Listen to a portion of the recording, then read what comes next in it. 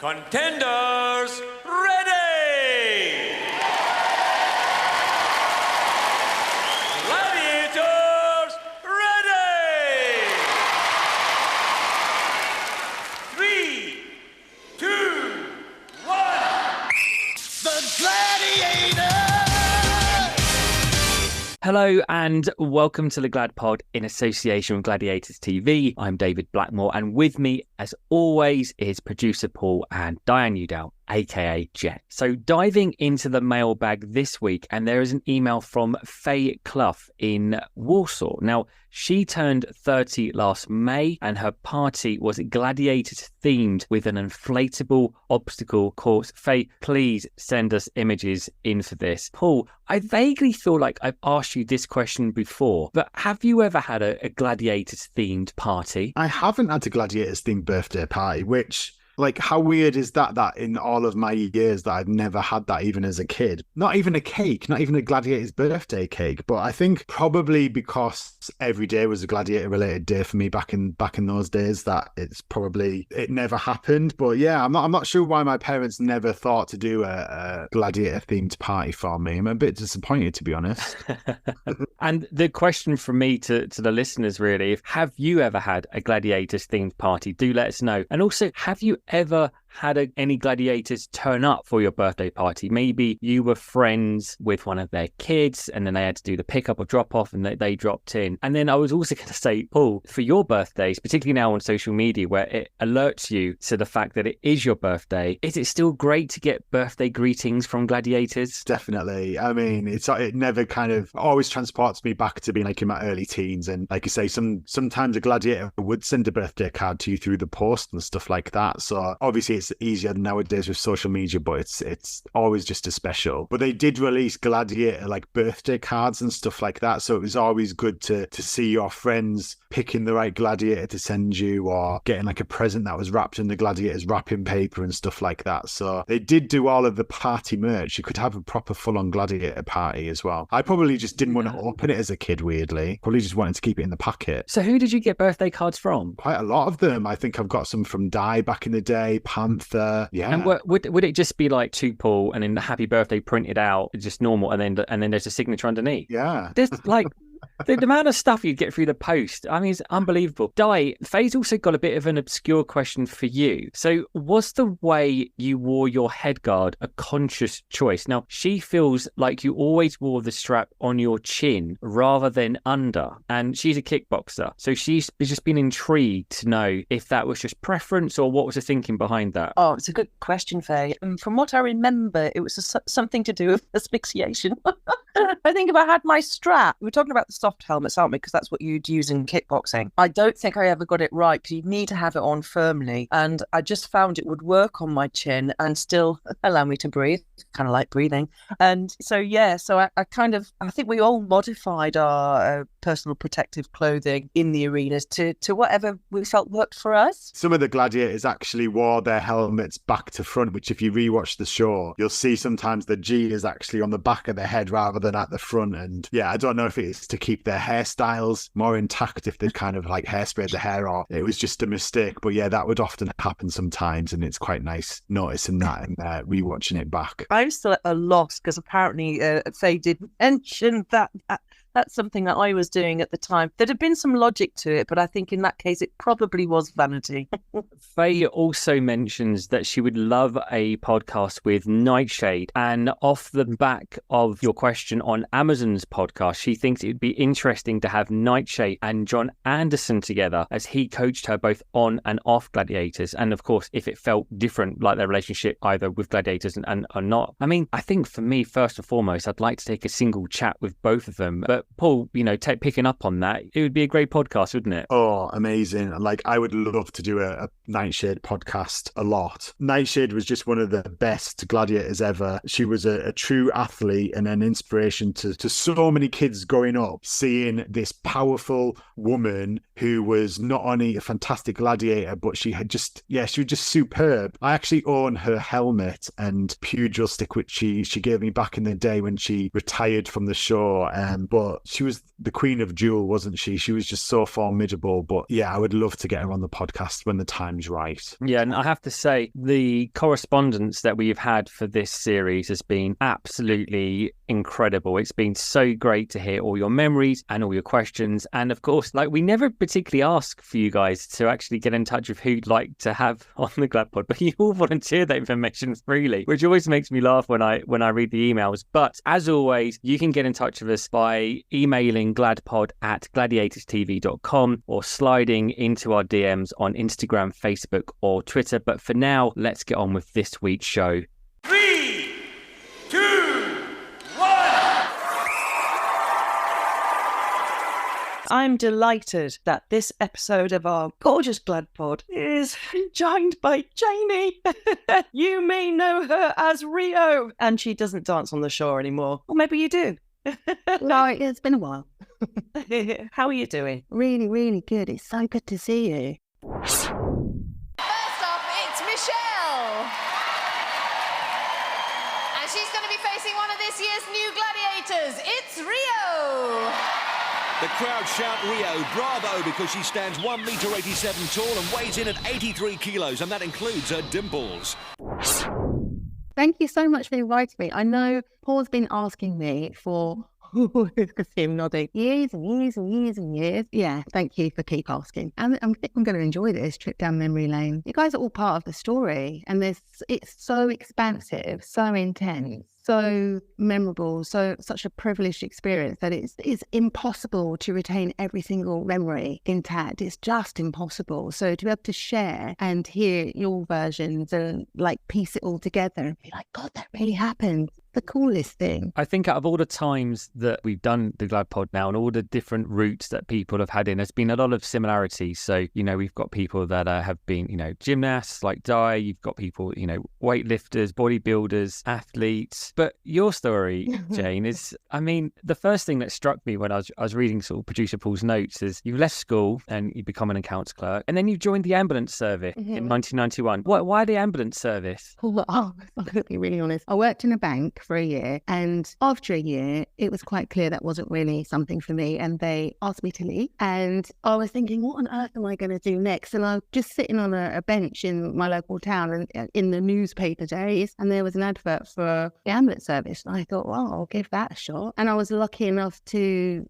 go in for a test to try out, do some sort of written test and a practical test and a driving test, and I got through, and it was one of the best experiences ever. I absolutely loved it.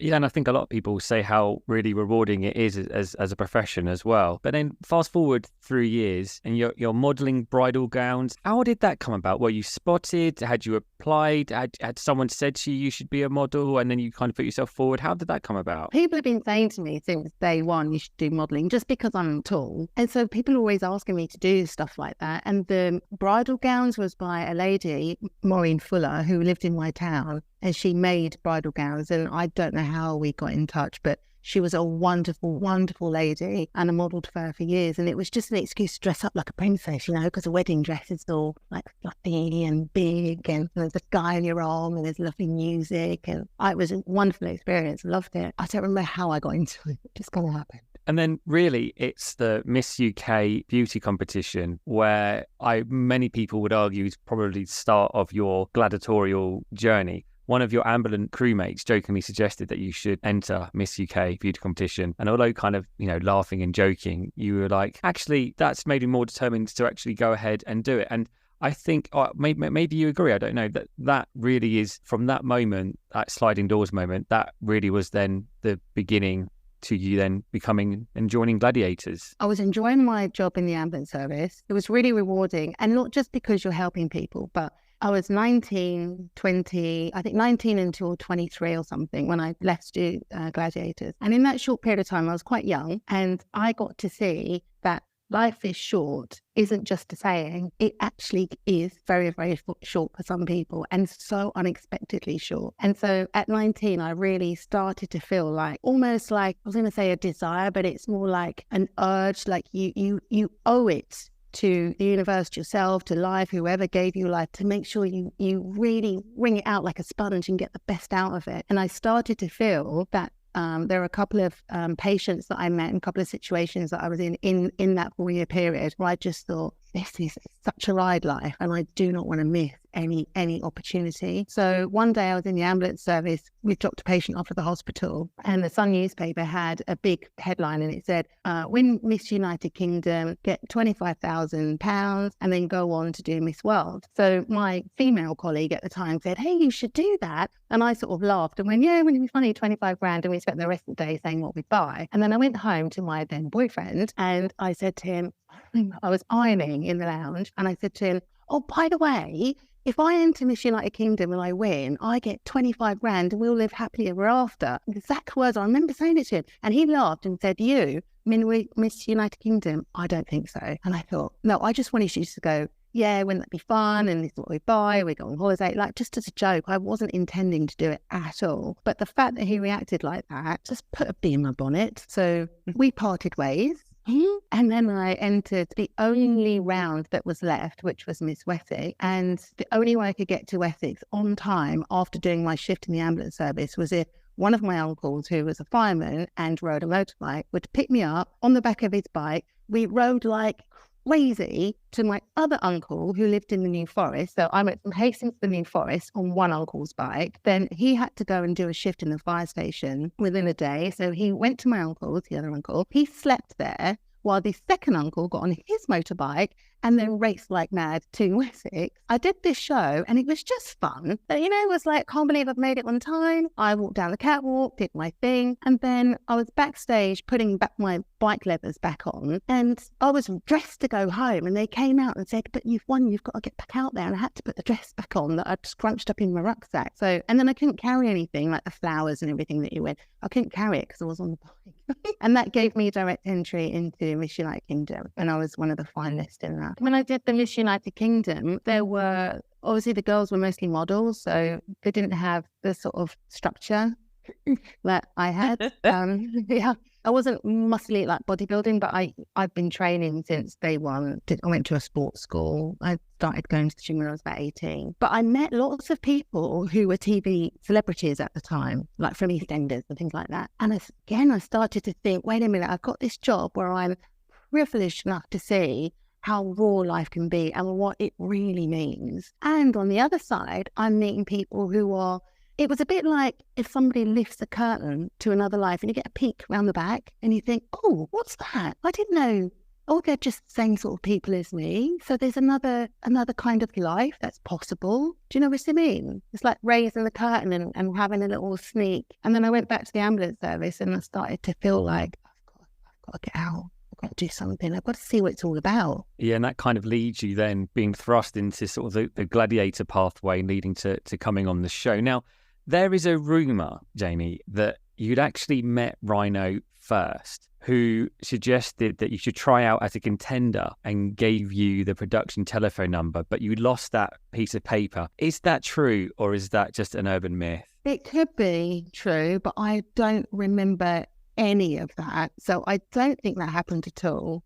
If someone had given me the number for Gladiators, I would have. Because me and my girlfriend, years and years before any of this happened, we used to sit and watch Gladiators. I used to watch it all the time. And I used to watch, and we would sit there and joke about what names we would have. And it would be like, I'm washing machine, I'll spin you out. And, I'm light switch, I'll turn you on. And we used to have all these, like, it was just a standing joke. We'd sit there every Saturday night, we'd pretend we were gladiators. And so if someone had given me the phone number, if I'd met one, I wouldn't have lost the paper. What actually happened was, when I was in the final of Miss United Kingdom, all the girls were in the middle of the newspaper, and there was a tiny little picture of me in a pink swimming suit, and it said I was 6'2", ambulance driver from Hastings, and that was it. John Anderson, according to John, he said he was on a train one day and somebody had left a Sun newspaper and he didn't read the Sun, and he picked it up for something to do. And he opened it up and he saw there's a black girl who is very, very tall. She looks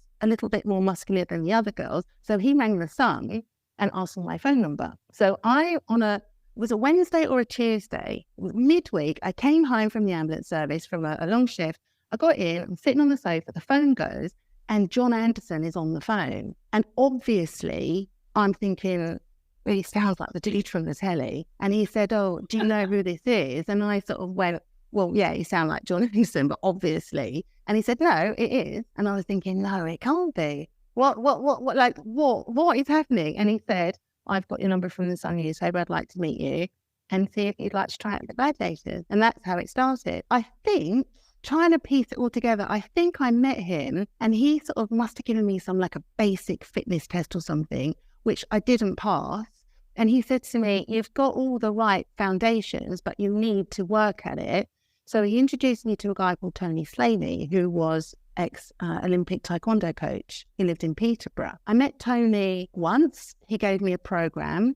I went on the train back to Hastings. I'm working all week as an ambulance driver. I'm trying to train as well, according to what he wanted, and eat and sleep and everything. And it was too much. I went back for a second time and Tony said to me, you can do this, but you have to dedicate yourself to it, because what I need you to do, you can't do the full-time job. So give it the job. I bought my house. I was 21 when I bought my first house. Rent your house out, sell it. Don't care, just quit. Come and live with me and my family. He's got 3 kids about my age. And the whole family accepted me like, I feel like crying when I think about it, accepted me like, yeah, I'm just family to them. They've stayed, he's like my surrogate father and the girls are my sisters. Russell's my bro. And I lived with them for about 6 months and I trained 5 days a week, 3 times a day. Taekwondo I'd never ever done before. And then when I did the tryout, I passed. When you did the tryout, were you up against were there any gladiators there that trying out at the same time as you? I honestly don't remember. I just remember dressing up. I wanted to give everyone the impression that I was the one they're looking for. So I remember most people were in like tracksuits, and I bought white, skin-tight hot pants with a bright red thong. I had a white crop top, had all my hair up, full makeup. Every time someone walked in the room, I did the splits. Like I had elbow pads, knee pads. I was like, you're looking for a gladiator? I am one. Do you know what I mean? Like, you don't have to use any imagination. I'm here. And that's Do you think that sort of being in beauty contests, then that kind of gave you a different entry to these tryouts? Because I know when we speak to a lot of the other gladiators, what they talk about is actually doing the work on the actual tryout itself. Like, you know, Wolf spoke about how he would do whatever test was given to him and then go backstage when no one was looking and, you know, breathing out with his ass at that. Whereas what you're just saying there is that actually any opportunity that somebody could see you, whether that's someone walking into a room, you're doing the splits, that they're mentally going, oh, look, you know, done the splits. She looks like a gladiator. That's exactly what we want. So was that the mentalities for you, that at any opportunity that someone's going to see, you're going to be looking gladiatorial? It was everything. So don't forget, I had been working for 6 months, 5 days a week, 3 times a day. So it wasn't like I'm just going to go and put some lipstick on and do the splits.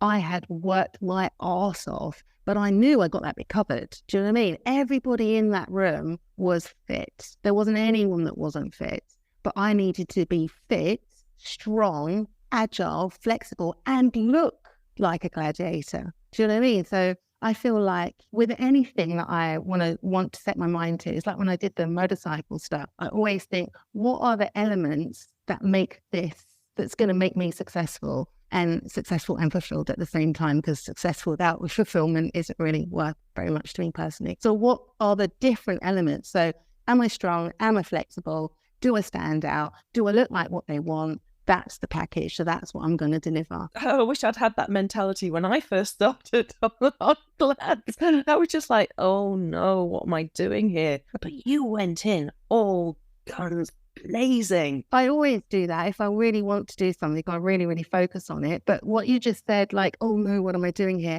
I had that feeling once I got the job, 100%. You know the fake it till you make it, fake it till you make it to become it. Mm-hmm. That they call it imposter syndrome these days. I got the job. I'd worked my arse off to get it. We did plyometrics, weight training, heavy weight training. I did circuits in the evening, taekwondo with the taekwondo champion for Great Britain, like the Olympic coach. he beasted me. And it got to the point where after about 4 or 5 months, I phoned him last night to check because I thought maybe I imagined it. And he said, plan B, because he'd convinced me to leave my job, rent my house. I've got nowhere to live. I've got no money. I'm living with this guy I've only met twice and his entire family. But what happens if I don't get selected? Then what? And he said, and he confirmed last night on the phone, well, that was easy. I was going to turn you into a world-class athlete, taekwondo champion, because he reckoned that with my weight and the flexibility and the amount of effort I'd put in to do what he said, that if I didn't get into Gladiators, he wanted me to train to do the next Olympics in taekwondo. And now I'm thinking, that would have been interesting. Sliding doors, maybe. But I did have that imposter syndrome. When I got there, then I saw you. I saw lightning. I saw the guys, they were massive. And I suddenly realised, oh my God, these are professional athletes. These are Olympic champions. These are world-class bodybuilders. These are was she a world-class aerobics champion or something? Oh my God, I'm an ambulance driver and I've just totally blagged my way. I'd worked hard, but no, I'm not at that level. There's no way. What am I doing here? And then I had that for a long time, especially when I discovered I was scared of heights, which I didn't know until... We'll get on to that in a minute, but what I wanted to do was just rewind slightly, because I know that when you got announced as one of the new gladiators, and I think it was you and Ace at the same time, they dressed you up in all of this gladiatorial, Roman kind of get-up stuff, which I always thought was a little bit strange, because obviously it was Gladiators wasn't the Roman gladiators. But the Sun newspaper did take a lot of credit for you becoming a gladiator, and they were very proud to say that you'd been selected because of them. And they did say that they sponsored you for 4 months of your training. I just wondered if that was true or if that was just them exaggerating it. Because John spotted me from something I did with the Sun, that they instigated, or they gave him my phone number. So, if something was going to come out of it, why would they not want to say, hey, we found her? So I get that. And because they knew the whole story that I had actually given up my job and I didn't have any savings, I had just had nothing, and I was just training with this crazy training scheme, I think that they sponsored me by giving me work. So I think I did some modelling shoot, because looking back, because I was thinking about, did they sponsor me? They didn't give me money, but I'm sure that I did different shoots and stories and, swimwear stuff or underwear stuff or something like that. And that's how I got a little bit of income. So I think sponsorship in that way. And then they ran some kind of competition to suggest a gladiator name. Once I got selected, they came up with Raven because she's a blackbird or something. I know, Literally couldn't make it up, could you? You couldn't. But I had a great relationship with the Sun in the beginning, and then for years afterwards as a motorcycle journalist for the Sun newspaper. So yeah. Not going to look. And I remember that very, very well. After me well for a very long time. Yeah. You've got your costume designed. Did you have any part in that? I don't remember having a part in the design of the costume. I do remember, I don't remember her name, unfortunately. There was a lady and a guy that used to make the costumes, I think. Yes. Still happening. Yeah, and I remember standing, and the lady was kneeling beside my bum, and she had a tape measure to go around my head. And there was a table next to her, and she put the tape measure out. I just remember this now, and you're asking me. She put the tape measure around my head, and she looked, and then she got her glasses off the table, and she looked again, and then she wrote the number down, and it's like she couldn't believe. It's an African bum. Yes, okay, it's slightly bigger. So I don't remember having a say in the costume. I remember perhaps not being the same shape as they were expecting. I don't know. Oni in pink and Joanne in yellow start on the balance beams. Now they're pursued by the Gladiators and a first ever outing for Rio. Rio very fast. She's easily overtaken Oni. Will she catch Joanne? Oh, just fails to tag her on the high wall. Joanne escapes by the skin of her teeth. And you can see how close Rio got to tagging her. For a first performance, I think we can all say Rio grand. But the first time I went out into the arena, I was terrified. My whole, when you're so scared, your adrenaline is just leaking out of your pores, and you're nodding, you know what I mean, just hyperventilating. And it sounds really strange because of all the stuff I've done on the TV over the years and the modelling and stuff, but I'm not actually an extrovert. And it became very, very obvious during Corona that I'm not an extrovert at all. I'm an outgoing introvert. But do you know what I mean? There's like a subtle difference. I don't want to go out there, hey, check me out, look at me. I just felt very uncomfortable with that. So I had to have lessons from Donna, cheerleading. Yeah, Donna and Debbie. Yes. They gave me lessons in how to lift my chin up, shoulders back, and own it, and go out and do a routine and feel and enjoy it. Because I would like shuffle out and just think, oh, am I doing it? Wow. I had to have help to be confident about it and own it. It took me a really long time. Despite how it might have looked on camera or, you know, what I looked like, I didn't feel like that at all inside, not for ages. Did you feel confident in your body and your shape when entering the arena then? Confident in my body, yeah, but confident inside, no. Do you know what I mean? Like, yeah, I knew I looked the part because otherwise, you know, I got validated because I got the job. So I knew I looked the part and I knew I was strong, you know, my size and, you know, I'm athletic, always have been. But inside, I didn't feel strong and powerful. And it is such an incredible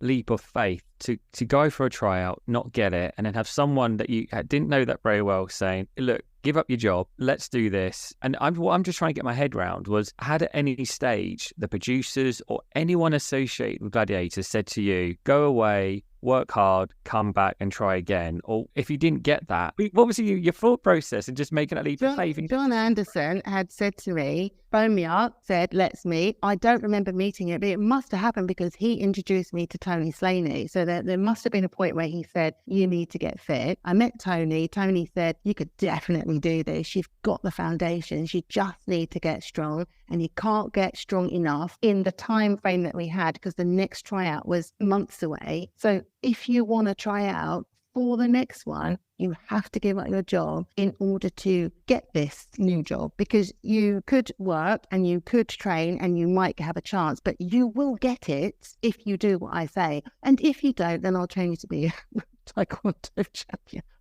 Crazy. He was very believing in me, should we say. That's why he's my surrogate dad. And you could have definitely been doing a different podcast. It could have been whatever the TGV Olympics one is. Could you instead of the imagine? Glad Pod one. Yeah, I'm not sure. I definitely don't feel as confident as he does about that statement, but you never know. Managed to get the Glad, so who knows? And you mentioned Raven as being another one of the possible names. The other ones that we've got listed down as an initial apparent names being lined up for you. So we've got Electra or Siren, you know, and linked with the ambulance connection, or Gazelle. So were they all names that were being toyed at that time? Yeah, I didn't feel, maybe I misunderstood, but I didn't feel like I had a choice. I felt like someone else was going to tell me what my name was. I don't remember being able to say, I want this or I want that. But yeah, I don't know. I was quite happy with Rio. It seemed to fit me. And I remember asking why. And they said, you remind me of a Brazilian carnival. And I remember thinking, I'm African, not Brazilian, but okay.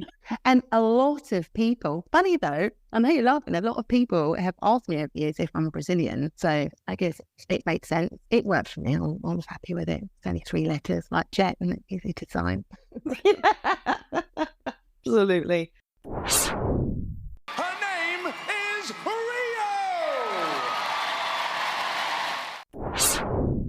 So once you got into the arena, what were your biggest kind of fears about the events and training up for each of the individual events? Because, you know, it was hard to become a specialist in some of them when you had so little time to train. But you guys that were gymnasts, like Vogue, you all had such good awareness of space and your own body and your capabilities, and you'd competed. Let's not forget not just how strong you are and what your mindset is, but the experience of competing also teaches you something.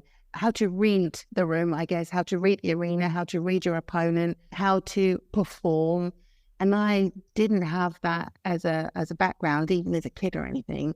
So yeah, in terms of what was I most scared of, anything that was high, as I said, I didn't know I was scared of heights until I jumped in, because I haven't done anything remotely like that before, so I have no idea. So then it got to the point, which I'm sure you want to bring up at some point, the pendulum occasion, when I got stuck on it because I was just absolutely terrified. Tony Slaney got called in to have a chat with me because obviously I can't keep this job if I can only if I can't do anything? And we sat down and he said to me, you've got to play to your strengths. You've got to trust yourself and be proud of what you're good at. And don't try to be somebody you're not. So you're not a gymnast and you're not someone who is prepared to or is capable of just doing all the showbiz stuff. You know, it just didn't feel natural, but you are very, very strong. So why don't you think about doing the things that work for you and you will enjoy it? And that's where your confidence comes from if you enjoy something. And then I had a chat with Lightning and she said to me, even though she was more than capable of doing every single game, that the duel was something she didn't enjoy because it hurt. And I thought, I can take the pressure off the girls by doing the things that hurt them and I don't feel it and I kind of like it. I didn't like hitting people, but I learned a trick another story. I learned how to get my head around the fact that I'm going to hit someone around the head with a stick. And once I got that, then I was flying. Army PTI Jude Shenton does a lot of canoeing, but although the actions are the same, a pugil stick is not quite the same as a paddle.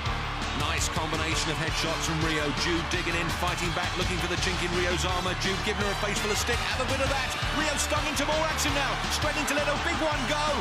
Oh, and there it is. Right hook to the chops, and she's flying down from Rio. Even Jude's mum Enid is holding her head. That one hurt. Reviewing the action again, Rio tying Jude up, just waiting for the gap to unleash that right-hand bomb. Ba-boom! What a great signing this Gladiator was. Paul, I wanted just to bring you in here because Siren was obviously one of the names that was suggested for Rio. And actually, you know, we know from doing this that sometimes if there is a natural hook into connecting someone with their name, it does tend to go down quite well. Siren wasn't given to Janie, but then it was later, you know, probably for, I think it was the next series. And also just thinking about your song, Janie, being Rio by Duran Duran, to me, you saying that they're saying it makes you because they think you look Brazilian. The other part of me thinks maybe they really liked that song and actually just thought, you know what?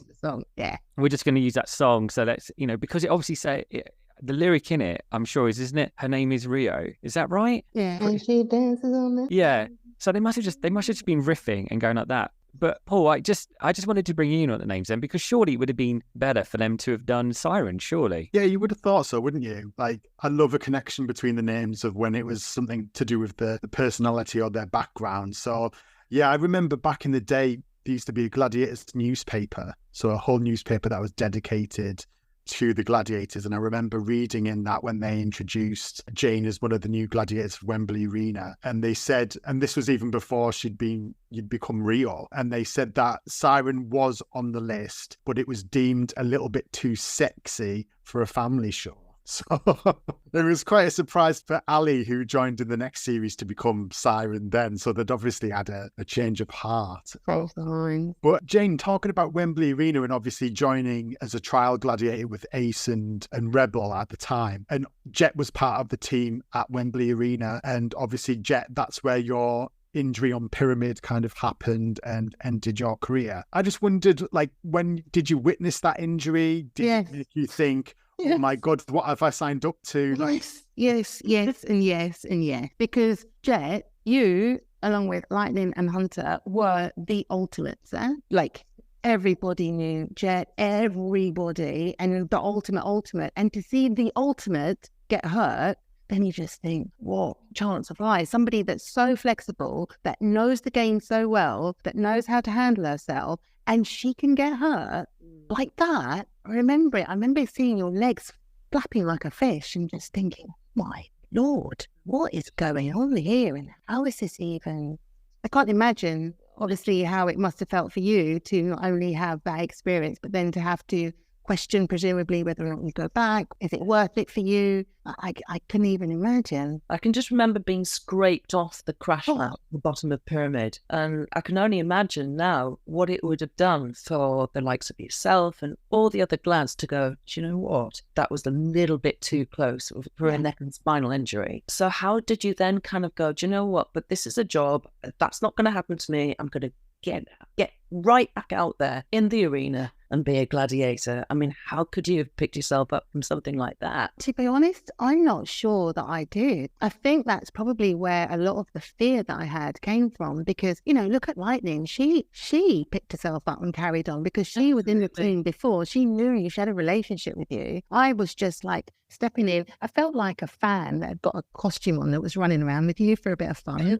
Do you know what I mean, though? But she and all the others, they picked themselves up and carried on. But I think I carried that with me for a long time, just thinking, oh my God, what? Do you know what I mean? And then finding I'm stuck on something super high and I've got to jump off. And that's why the duel, for example, the reason I didn't lose for a very long time, until I got to love it, was because I was terrified of falling, because I'd seen you fall. I didn't want to fall. So I just used to hit the object in front of me until it was gone, and then I could jump off. That was it. And in fact, in the training, they used to take out a ladder because I wouldn't jump. And it wasn't, and in the training and the first shows, I hit and hit and hit, object gone, okay. And I said, jump feet first. And they said, you're not allowed to do that. You've got to jump and land across your shoulder blades on the back. And I couldn't do it. And they used to have to get a ladder. And then Nigel said, if you don't jump, then yeah, there's the door. You've got to do it properly when we're filming. And so Tony again came in and helped me, and he taught me how to do it. But I don't think I did pick myself up immediately from watching What Happened to You, because it wasn't nothing. Eh? It was significant. It was the last time I ever went into the arena, and it was at Wembley in the old stadium. Yeah. At the live events when we were auditioning for new gladiators, and yeah, that's the last time. But wow, I had no idea it had that level of impact. Perhaps I was just vulnerable. Perhaps I'm just, wasn't as. It was not like, I'd always wanted to be a gladiator. We joked about it with my friends, but it's not like I tried out for it. And at that point, I'd worked for it. I tried hard to get into it. But then when I got into it, it was a bit like, oh my God, what have I done? And then I see that in the very first shows.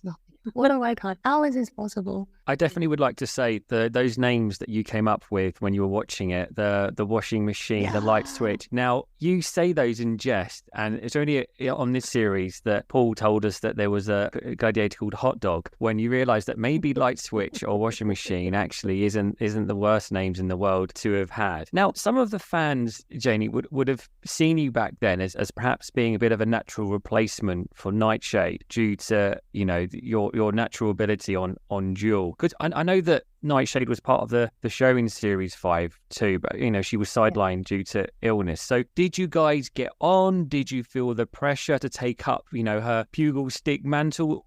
Who would have won in a duel between you and Nightshade? I did feel the pressure to make sure that she didn't feel that I was replacing her, because it wasn't obvious to me. That didn't enter my mind, but I could hear the whispers. And so I felt very much under pressure to respect her and to not make her feel that was my intention. And I did actually duel her in practice, and she won. Well, she didn't knock me off, but I couldn't knock her off. She had so much skill, ability, experience, and she actually taught me as well. So yeah, she was just someone that I idolized.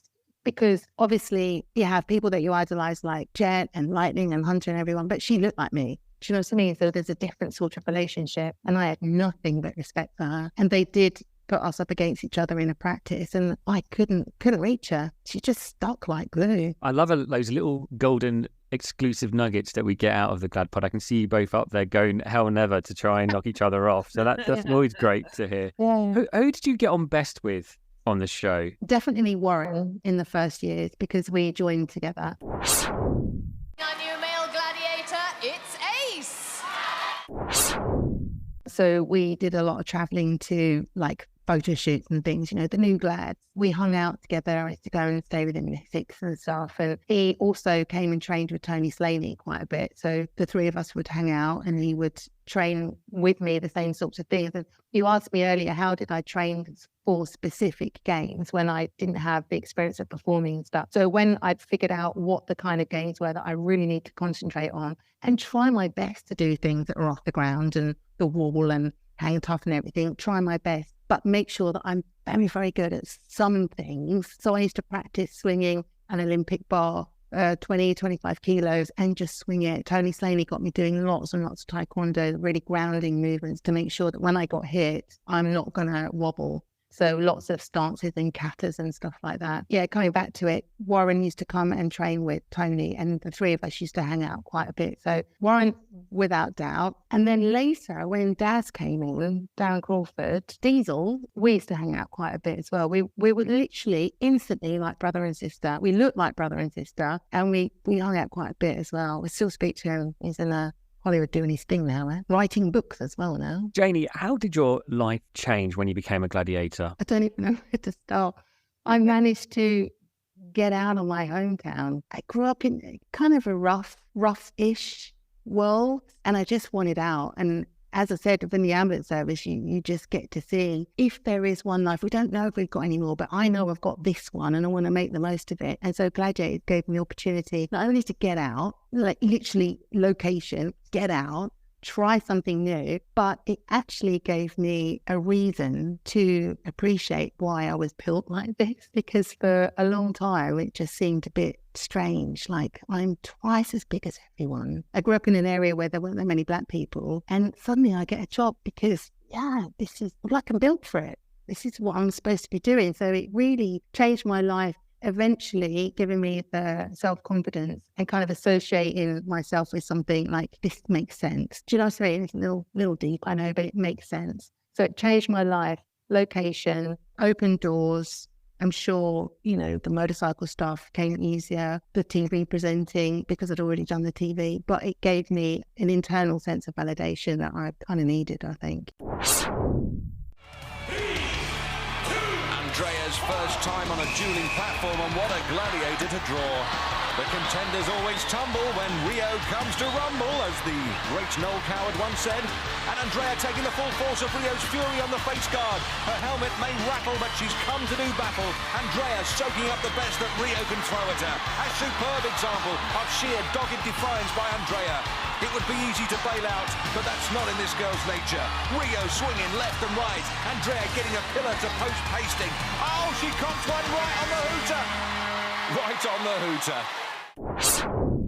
Now, one of my favourite quotes that producer Paul has dug up about you, Janie, is you were quoted once as saying, "I'm the worst gladiator of all time. The others are professional. It's their way of life. I love eating Chinese, chocolate and crisps. Plus, I hate hitting people." But I think as we all agree that the stats and performance kind of prove otherwise. Let's dig a bit deeper into this hitting people, because it was initially you saying sorry whenever you did it, but then you kind of learned just to kind of go at it for 30 seconds and then apologize after. Now I know a bit earlier on you said it was just changing that mindset, but just dig a bit deeper on that. Like how long did it take you to change that mindset so that you didn't feel like you were going sorry like that all the time? Because, and I did say sorry, literally used to say sorry every single time, every single hit, because I knew I was hurting them. What changed was knowing that I needed to do it, because I couldn't do some other things. There were a couple of games that I just knew if they're going to ask me to do that, I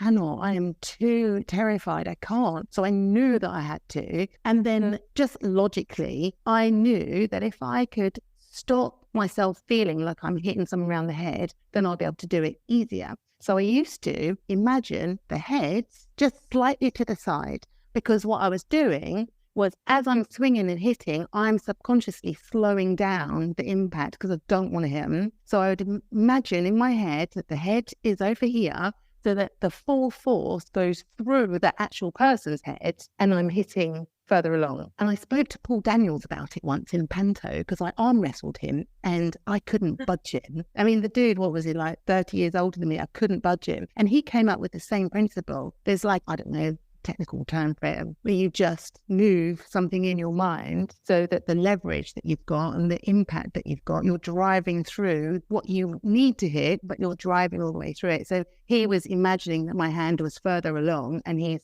pushing in a different place in his mind. Does that make sense? Yeah. So that's how I got to hit people hard and not feel so sorry, because I felt like I was not hitting them yet.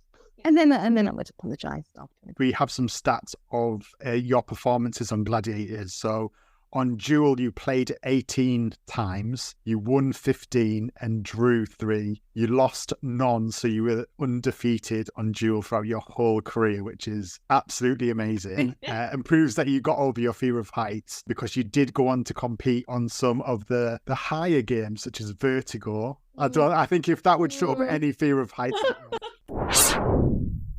As Lightning proved, you can be less heavy and still win as they shin up their first poles. Claire sure-footed, but Rio has just the advantage. Those poles quivering with each step. Rio at the top needs to put her weight to work if she's to hold sway in this event. Rio less assured than Lightning, but she tops off pole 2. Behind her, Claire makes the stretch to her second perch. Rio getting to grips with pole 3, Claire closing the gap, just half a move behind her. If Claire should win, it's 10 points. She comes second, it's a point for every pole. One big stretch for the final hoop, it's Claire! Oh, she's missed it! Rio snatches the victory. A tragedy for Claire. Well, they know how close she was. What a nail-biter. On the final reach, Claire touches that ring but can't lock on, and Rio grabs hers with gratitude. Yeah, but do you remember the things like Skytrack? I just refused point blank. And I know it's not fair, Triff, because we didn't get a choice, but I couldn't do it. I just couldn't. And the pendulum, you've very kindly not mentioned this, but I just think it's not fair for me to pretend it didn't happen. So the pendulum, in practice, I'm up there climbing around, sweating out of nerves. And then it was over and they said, Gladiators drop. And my hands were on the net and I couldn't get my fingers to unpeel.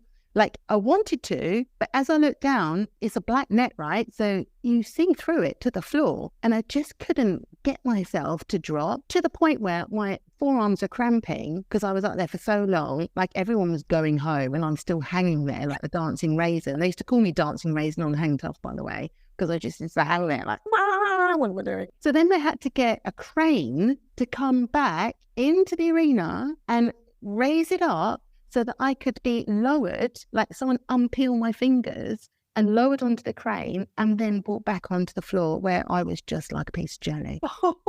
It was the cherry picker, wasn't it? Yeah, Oh, yeah. bless it. Yeah. Like, Yeah, they had to come and get me. Yeah, come and get me. Bless you. Was falling off Hang Tough with the children one of my most embarrassing moments? No, there were several.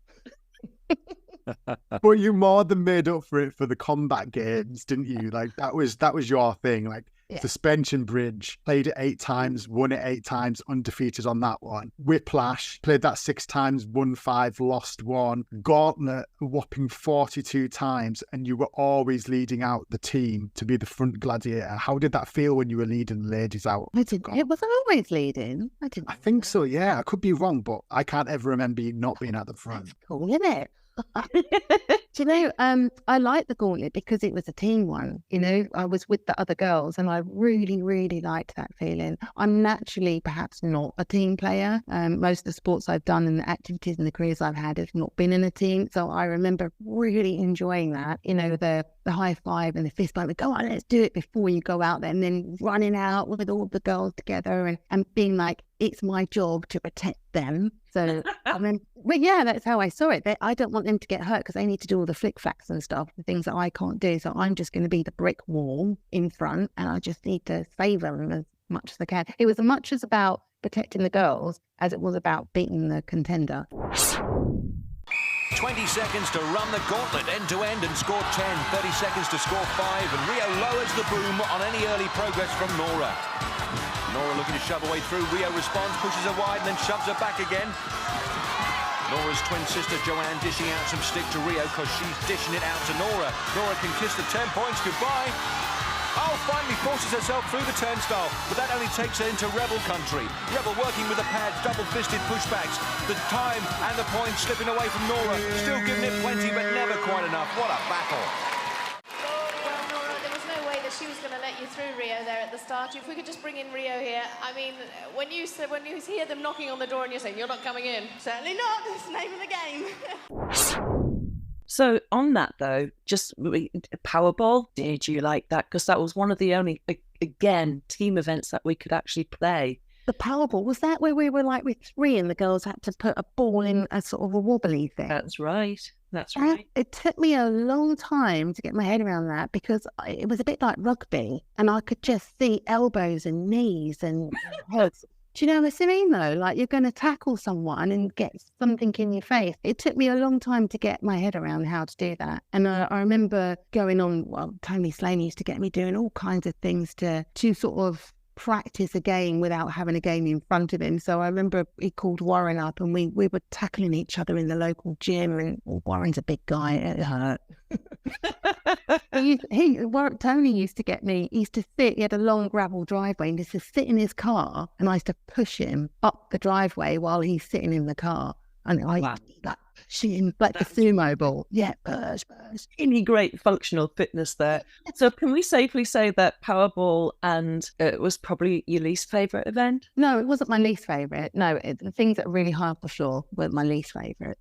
But Powerball was another powerful, agile, you're in a team. I kind of liked it, but it took me a while to get my head around it, how to do it so that I felt like I could get the upper hand and not just come out of it, needing more ibuprofen. And just before we move on from the events, you were one of the only gladiators, or a handful of gladiators, should I say, that played 3 of the brand new games in 1998. So just when we were kind of coming towards the end of Gladiators, where I think some of the fans would say the events went a little bit strange. So there was Dogfight, Vertigo and Catapult. So Dogfight, everybody I think thought that you'd be amazing on it because it was a hitting game. But again, it was one that was high up in the air, wasn't it? So that was a very strange game. Yeah, no, I didn't feel very comfortable with that one. As the aerial engagement commences, those glowing chest plates are the targets. Oh, Rio's cocked for one. That's 5 points for Kate, and she's like the Red Baron up there. One more, and it's 10 points. Oh, Rio's gone. Explosive stuff from Kate. 10-point victory, and Dad's on his feet. Mum's legs have gone as we relive the finish. Rio's aim is wayward, but Kate knows just where the points are and slams home that finish. Rio ejected. Well, Rio, I was going to say that that game's pretty close to Duel, but you're nothing like that on Duel. Well, it feels a bit alien to me to be wielding a stick and not have to aim at the head and not have to hit hardly, but maybe I'll get the hang of it, you never know. And you think the rest is normal on this show? Yeah, Totally normal. And the catapult, wasn't that we were like with like bungee ropes and you just have to jump up and down? Isn't that a bit of sort of luck that someone's jumping up and the other one's at the, I don't know, strange? Well, not my favourites. Yeah, they were quite strange ones. Yeah. And then you've mentioned some embarrassing moments. So obviously the Train to Win, the kids version where they put you on hang tough. And I think you're giving yourself a hard time here because what happened with the kids version was that the kids had to go from one side to the other, tag the gladiator, and then the gladiator had to come back to get to the other side, and whoever got there first was the winner. Whereas when you started going back, the rings were moving all over the place. Like it was impossible for you to get hold of them. Oh, you're so kind. Even Cobra, who was like the master of the rings, he even struggled to get back on them. Lysimba and Lauren, are you ready? Rio and Cobra, are you ready? 3, 2, 1. And Lysimba and Lauren launched themselves into this challenge. It's not easy, this. Now just one more swing, perhaps. And yes, undercarriage down, and he's safe home. Lauren's still trying to get there. As Rio sets off. And here comes Cobra, trying to prove he is the Lord of the Rings. He's got some serious swinging to do to catch up. But Rio's having none of it. But look, she's got a bit of trouble getting hold of anything now. Come on, Rio, get a grip. There's nothing to grab hold of, though. She's really struggling. Cobra's managing to scramble into the lead. He's got the rhythm of the swings. This is how you do it. He's making it look easy. He's going to walk this, or maybe swing this. But no, I spoke too soon. He's missed a ring. And Rio's struggling as well. She's got nothing to grab hold of. Come on, guys, don't hang around. Oh, and Rio's fallen. What a disaster. Which means that Cobra, if he can manage that final swing, he can finish first and grab those all-important 10 points. And Rio, what can I say, Rio? Oh dear, what can I say? I'm so sorry. She gave me a few tips to start off with. But you know, when the ring's already swinging, it's really hard to get across. I think he's fantastic that he made it across in such good time. And I only hope I can make it up to you. And then I can't not mention your moment in the Atmospheres where you were playing a superb game of Atmospheres. And then at the end of the game, when it came to getting you out of the Atmosphere, and I was in the audience for this as well, so I can remember it. They couldn't get the door off. You were locked in the Atmosphere. And I remember thinking, they will get me out at some point, so don't panic, Mr. Mannering. Just say it. It'll be fine in the end. Keep breathing. They had to actually roll you out of the arena in the Atmosphere because it was taking them so long and they needed to get on with the next event. And I could just remember them hooking you up and you just had to get rolled out the arena for them to deal with it backstage. There were some good moments, weren't there? First time out this series for the bone-crunching Atmospheres. Judith gets rolling. Oh, she's all ends up. Not a very good start. Sue very fast to the middle. Impact. Judith is free. Falcon on a vapor trail. There's 3 points for every pod. Oh, but Jude can't sink it.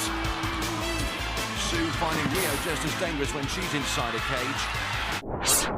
Rio, you did such a bad job. We're going to keep you in the cage for a while. But no, seriously, how did that go for you?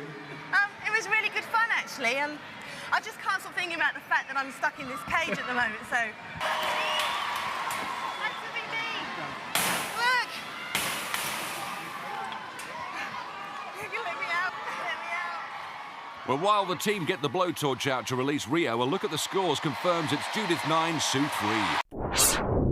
And then one last thing on the games, what I like to give the Gladiators is their overall win rate of all of their individual performances. So out of 44 one-to-one performances, you won 31 of them, and that gives you a 70.45% win rate. I would take that. It's very impressive. I think Jet's just at 71, so you're just like less than a percentage behind Jet. Oh, well, I'll take that. Or anywhere in the vicinity of Jet, I'll take that.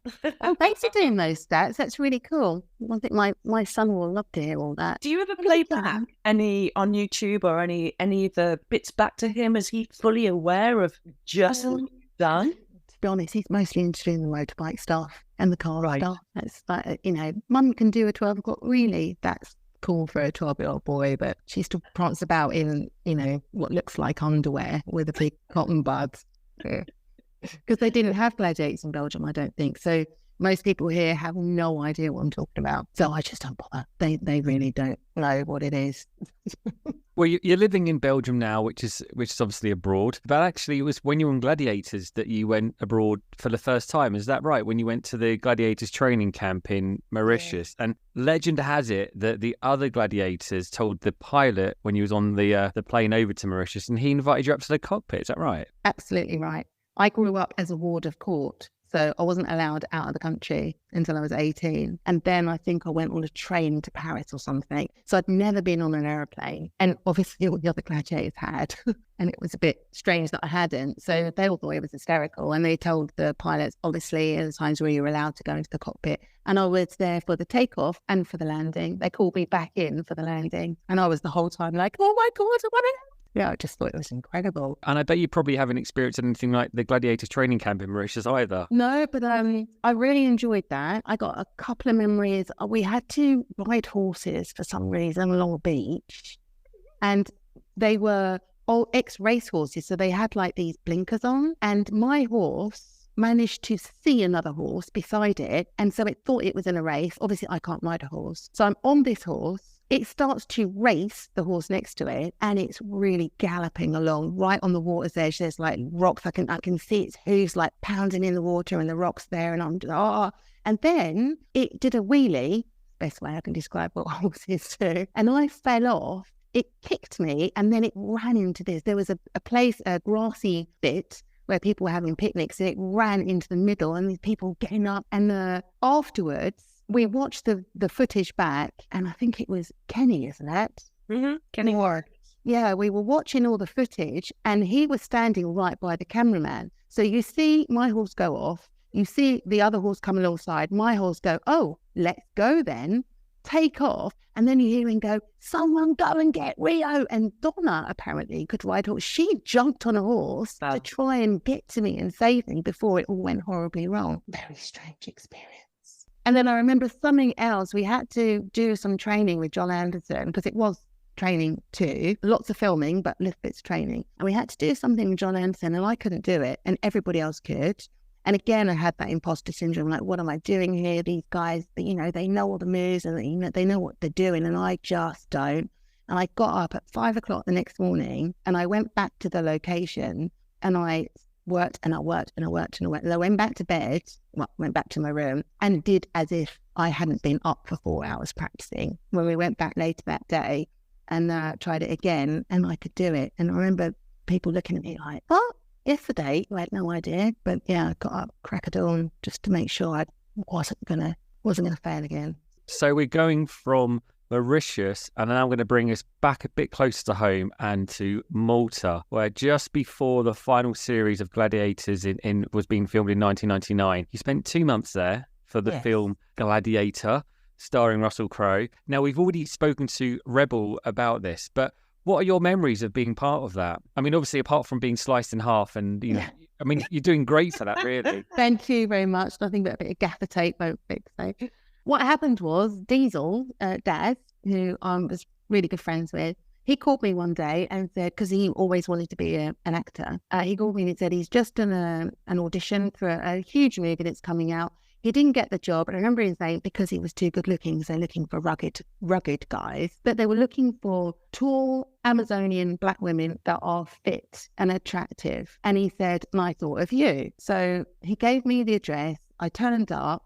There was a questionnaire of like, because I didn't realise it was for a stunt woman. I don't know what I thought. He just said go, so I went. But they were looking for a stunt woman, so you had to tick your skills, and I ticked everything. And surely that would have been a red flag, because no stunt woman is going to go, can you don't walk through fire? Yeah. Can you ride horses? Yes. Can you do archery? Yes. Can you do sword fighting? Yes. I just ticked yes for everything, and I didn't question it. And then I heard that they were looking for someone else, so I gave Jenny a call and said, "Jenny, I've just done this audition, and apparently they're looking for black girls like us, so why don't you go along?" And then we both got the job. I didn't realise that Pauline had auditioned. I don't know how that came about, but obviously we saw each other when we were filming. You had probably the most iconic exit from that movie. I think it's one that whenever you say Gladiator, woman sliced in half, that is the vision that you get of that whole movie. Yeah, people always remember if I say, anything to do with it, and they go, "Oh yeah, I was the one cut in half." They go, "No, really?" We went out there.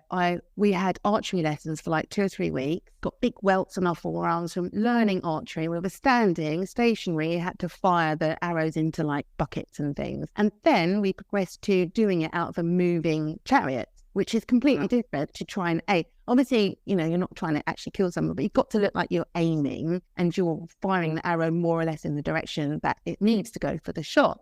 So we had to learn how to do it stationary, then out of the vehicle, but then you've got the chariot, all the dust and everything going in your eyes. So that was a challenge. But when I had to do my scene, I'm thrown out of the chariot, I'm on the floor, and then it's all okay, now we're going to film. So I'm kneeling on the floor, I've got my arms up in a I'm just about to die position, and there was a chariot going to come towards me, and the blade that cuts me in half was a rubber blade. So the chariot needs to come close enough so that the rubber blade actually hits my torso and I have to fling myself back. Right? That's the scenario. They said to me, "This is your mark. Do not move." And I was like, "Yeah, sure. Okay." I didn't move. The chariot came towards me. I felt the blade. I was so terrified that I couldn't make a screaming I'm dying sound, because can you imagine kneeling and having, was it 2 horses at the front? I don't know, even if it was just one. A horse charging at you while you're kneeling on the floor and you're not allowed to move. Can you imagine? And then there's a chariot behind it, and the wheel, you have the wheel and you have the blade. So the wheel had to pass by my knees, literally inches, in order for the blade to hit me. So when I eventually stood up, they came over and said, "You can scream if you want." And I was like, I literally couldn't make a sound. I just was so terrified. Nothing came out. Later, I spoke to the stuntman who was in the chariot. He's a little Italian man. And he said he couldn't see me because he was quite short and he's standing in the chariot. He's got the horses over the top, and I'm on the floor somewhere down there. That's why I wasn't allowed to move, because they could have run me over. And I don't actually think I was supposed to do that stunt because I wasn't actually a stunt woman, but I ticked all the boxes, you see. Going from being sliced in half on Gladiator to you guys slicing a hole into our Saturday night with Gladiators ending, how did you feel about the show ending? Did you feel like it could have gone on longer? Do you think the timing was right? Do you think anything could have been done to improve the show to keep it going on a bit more? I don't know. I think at the time we were all gutted because it was our livelihood, it was our job, it was our identity at that point. So yeah, it was disappointing, but it wasn't long before another door opened and I got a peek behind another curtain and thought, well, that looks fun. So I learned so much from it. I got a lot of self-confidence and validation that why my soul is traveling through this unique experience in this kind of body. I understood that and it made sense to me and I could own it. And then moving on to another adventure in life. Could it have been any different? Honestly, I don't know.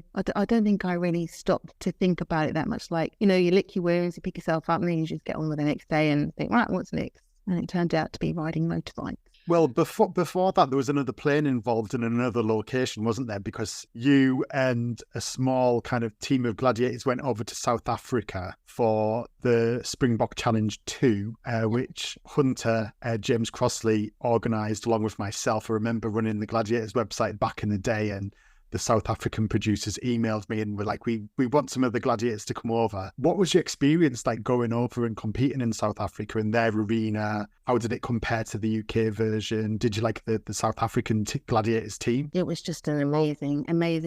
This is a period of my life that I am so grateful for, because I don't know how to really describe it. We went out there and they had a team that was also mixed race. But the way they interacted with each other was nothing like how we interacted with each other. And there was one point where one of the black girls came out to me and she said, I need to speak to you. And she was quite scary. And I thought, oh my God, what's happened? She took me outside and she burst into tears and she said, because you're here, they're treating us differently. There was, in that point, we were being invited to go out with the South African team to go for dinner or to go and see a show or whatever. But we were invited by the black guys or we were invited by the white guys, and it was never the whole team. We're never together. And you remember what it's like, Jet, in the green room, you cuddling each other, you sit on each other's knees. There's lots of, you're just a team.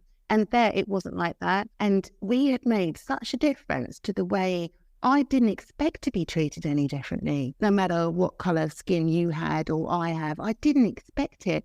And that's the first time that they saw a real team and a real family where you were respecting each other just because you're a family and a team. So the fact that we made that much difference, I had no idea until she said it, but she was crying her eyes out and it really impacted me. I thought it was just astonishing. And then, we had with me, James, Hunter, and Warren. We stayed on for 2 months and we had the most amazing adventure. I got sucked into a whirlpool in the Zambezi River. We hung out of hot air balloons on bits of rope, all kinds of crazy stuff. You were loving it, were you, out in South Africa, which is the slogan for McDonald's. Do you want to take that away? Yeah, so James had got this itinerary. We were there for 2 months, I think it was, and he had an itinerary of everything we were going to do, sightseeing, things that we had to definitely see and do, and part of it was training. So he'd probably got up at the crack of dawn to go training, and me and Warren didn't. And then we decided that we were going to go training. So we were heading to the gym, I swear, Garth, honest, and we passed by a McDonald's. So we thought, we'll just nip in, get a quick burger. And as we pulled into the drive-by bit, like the drive-in, the little tiny window at the side, we noticed that there was a girl trying to climb out of a window that was like the size of an A4 bit of paper, and she was screaming, bomb. And it took a couple of seconds to register. Oh my God, this is the situation. So Warren literally yanked the handbrake. I don't know why, but I think he took it clean off. I, meanwhile, was trying to stamp the windscreen out to get out of the car because we'd locked it. Everyone said you can't drive in South Africa with the doors unlocked because of hijackings. So drive with the doors locked. And we forgot that the doors were locked. So we were trying to get out the car and panic. Then Warren calmly leaned across, unlocked the doors, we ran. And then the bomb disposal unit turned up, the TV cameras turned up. The people were still in McDonald's and they weren't allowed to leave the tills.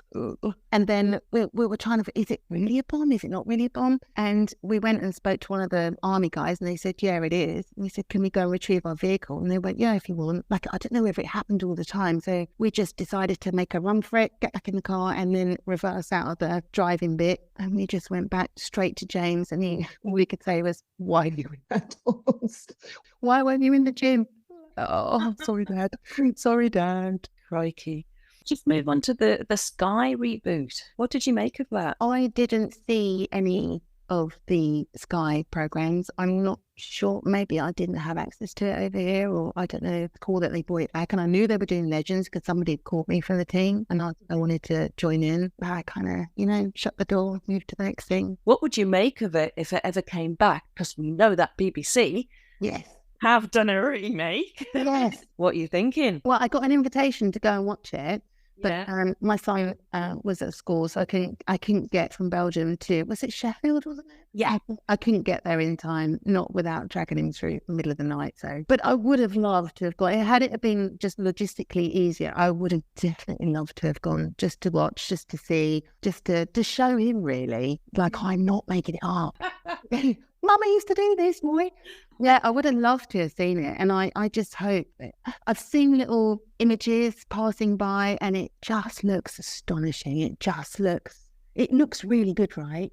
It looks like if you're going to do it, this is how it should be done. I don't know if that's going to translate, but so far, from the things I've seen, it looks really, really cool. The question I always want to ask when people come on, when I know Paul has been speaking to you for so long, why now? Was it something that Paul said, or was it something that you internally have gone, now's the right time for me to share my story? I think it's a combination of stuff. In a transitional period, I'm changing careers again, really excited about it. And in order to do the next step, I thought, well, I've been in social media denial for years because the Gladiators in the beginning, we didn't have social media, but I still found it very intrusive for me personally. That's just how it felt. Yeah. So I didn't want social media. I just didn't want anything to do with it. I didn't have Facebook. I didn't have Insta.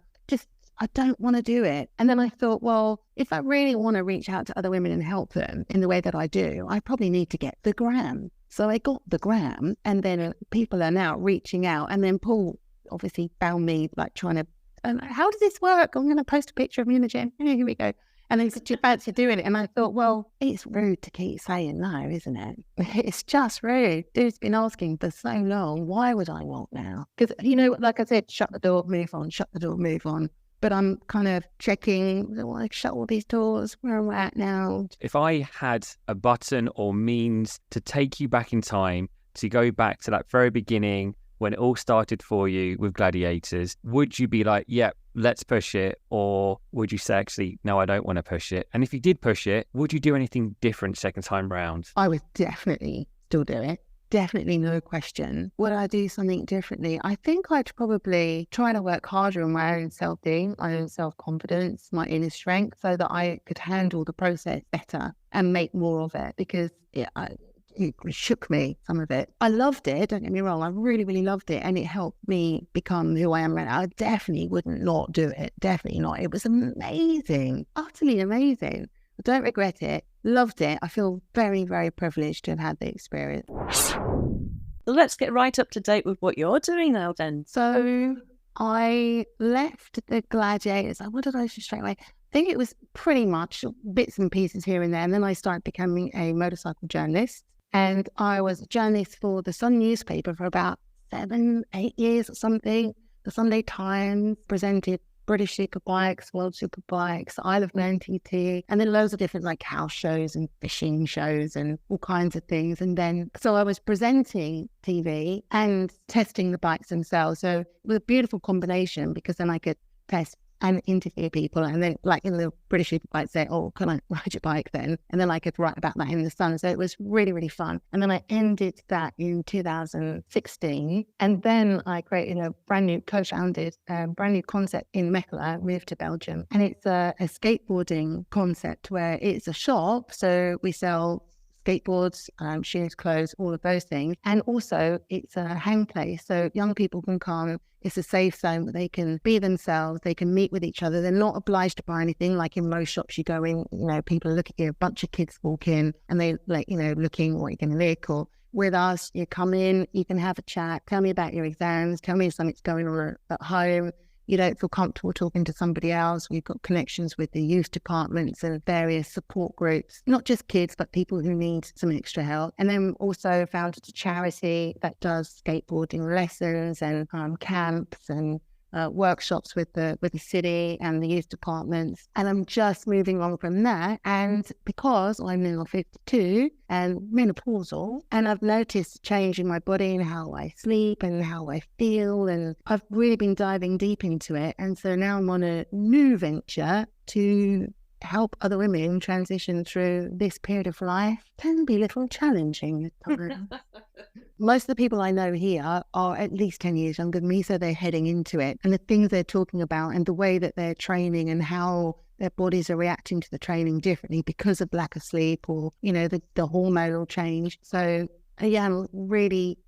I'm just kind of falling into it. It seems something that is now what I want to do. I don't ride bikes anymore, don't skateboard anymore, don't hit people anymore, definitely not. But now the training is something that I'm really excited about. Janie, honestly, I am so glad for you to come and share your experience. What has it felt like now? I mean, we've been talking for over an hour. Oh, wow. Have you enjoyed it? I loved it. It. It's so cool because you're all part of my story, and we're all part of each other's story. I remember Paul, I can't believe you're a man now, like fully grown with like facial hair and everything. It's just bizarre. It's like, I just remember you as the kid. It was just always there, like the most solid fan in the world. All nodding, like everybody knew your name. Everybody, the whole team, the production team, everybody. I think you're the biggest star of the lot of it, really. Like, you've been the most faithful, the most consistent, and about all of us. All of it. You've got it all recorded in your mum's attic. So it's been lovely to have you on here. Like you say, you were on the top of my list as a guest to get on there because I knew you had some fantastic stories and you've not disappointed. It's been great to take a trip down memory lane with you. Thank you so much for inviting me. Thank you for keep asking.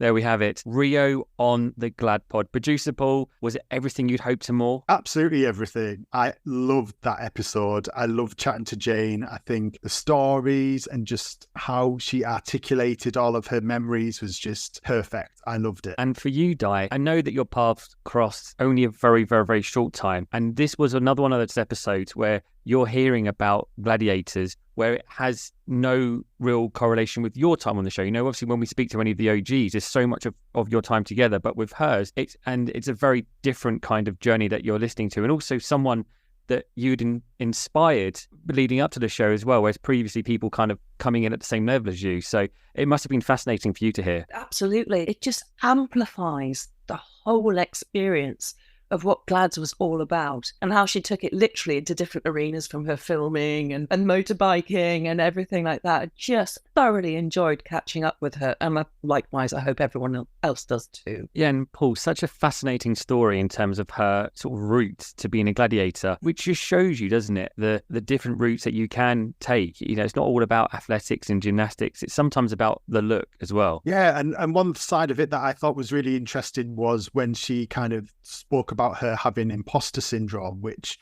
was something that was totally new to me. I didn't know that she'd felt like that. It definitely didn't come across on the screen, but because of her background of being just an ambulance driver, which, like you say, is an amazing thing to do as a career, but because she hadn't got all of the sporting background that some of the other gladiators had, that's how it made her feel. And that was really interesting to kind of hear that and find out her experiences of how she managed to overcome that, how she managed to find a place within the team. So she spotted, a lot of the female gladiators don't like doing duel. Nightshade obviously was sidelined. So, there's a gap for me to step into that. And I can kind of take this on and bear the brunt of duel for some of the female gladiators, just as much as when she said that she liked leading the team out in gauntlet because she was shielding the rest of the girls away from the contender. So hearing that side of it just makes it, as a fan, something that's just so relatable and just so enjoyable to know that that's how she felt, because she kind of wanted the gladiators to feel that way about each other. So she definitely came across that way. Yeah, and as well, 1996, she was voted in the top 6 of TV Babe of 96 competition. Like, what an accolade that is, against the likes of Denise Van Outen, because of her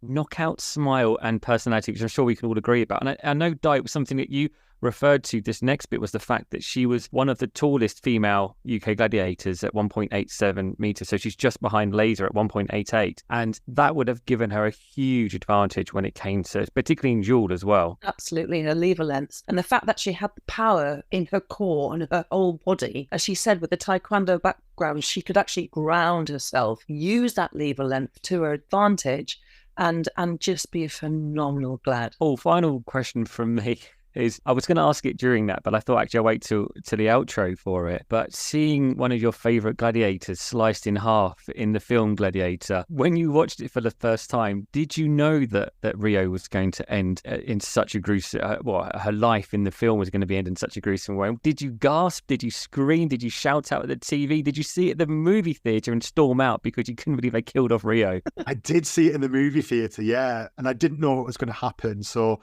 it was filmed in between filming the final series of Gladiators, and Rio and Rebel and Rocket were all in it together. And the only reason why I knew that something was happening, because when they came back from filming Gladiator in Malta, they had these massive hair extensions with these gold beads on there, which they must have had put in for the film. So they kept that for the final series of Gladiators. So they looked extra gladiatorial with these long kind of black manes with these black gold beads in there. And then watching it in the cinema and seeing your favourite gladiators, Rio and Rebel, both kind of get killed off in quite a gruesome way. I think it was, it was different. It was kind of obviously thinking about what Gladiators was like back in the day, back in the Roman times, of how it would have been. So yeah, it was interesting to see that. For some of the gladiators that we've spoken to in the past, their life after Gladiators, sometimes they just kind of go away out the spotlight and just sort of take the heat off them, give themselves a different life, perhaps a life outside of the public eye. But with Rio, I mean, the list of what she's done after Gladiators is almost a page long. It's incredible. We could have done a whole show based purely on that. And the only thing I perhaps regret not asking her now, but perhaps we can discuss as well, is a lot of gladiators feel that their lives, and I think, Di, you've alluded to this before, everything is kind of in different chapters, isn't it? And it's almost like, I think she said it quite a couple of times, that once Gladiators finished, that was it, closure of that chapter, which is why she then didn't want to go back for the Sky reboot. And then she's gone on to achieve so many fantastic things, hasn't she, Di? Absolutely. But life is full of chapters, and sometimes you have to close a door to open a new one and believe in not believe in yourself, but reinvent yourself, but always from the core of what you've learnt before. Do you know what I mean? So, the gladiatorial spirit that all our glads will have had, still have in whatever they're doing to this present day. Paul, Di, thank you so much. Remember, guys, you can get in touch with the Glad Pod by emailing gladpod@gladiatorstv.com, or you can send us a message on Twitter, Facebook, or Instagram. Thank you so much for joining us this week. We'll see you again soon. Good competition, good spirit, great sportsmanship as both contenders show mutual respect. Join us again next week for the ultimate challenge, the might of